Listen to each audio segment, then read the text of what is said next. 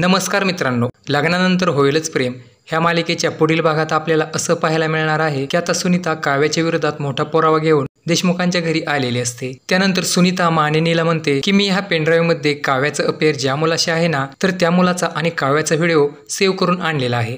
यावर मानिनी सुनीताला म्हणते की अगं नेमकं काय म्हणायचंय तुला।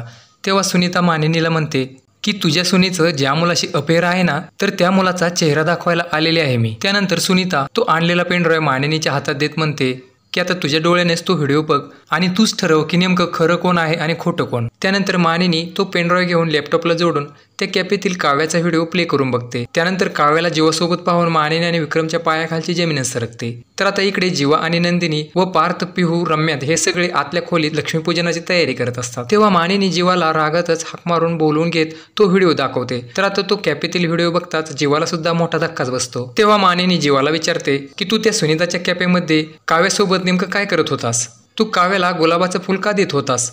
तर आता जीवा मानिनीला म्हणतो की मी माझ्या क्लायंटला भेटण्यासाठी त्या कॅफेमध्ये वाट बघत बसलेलो होतो, तेव्हा मला तिथे आपली काव्या बसलेली दिसली। नंतर मी तिच्याजवळ जाऊन तिला विचारलं की तू इथे नेमकं काय करतेस म्हणून। तेव्हा ती म्हणाली की मी अनिशाची वाट बघते इथे। तर आता तेवढ्यात आम्ही दोघेजण असं बोलत असतानाच तिच्या अभ्यासाच्या पुस्तकातील एक गुलाबाचं फूल खाली पडलेलं होतं आणि मी ते खाली पडलेलं गुलाबाचं फूल जस्ट तिला उचलून तिच्या हातामध्ये दिलं होतं। पण आई, सगळा हा काय प्रकार आहे। तेव्हा मानिनी जीवाला घडला प्रकार सांगते। त्यामुळे आता येणाऱ्या भागात आपल्याला जबरदस्त असा ट्विस्ट बघायला मिळणार आहे।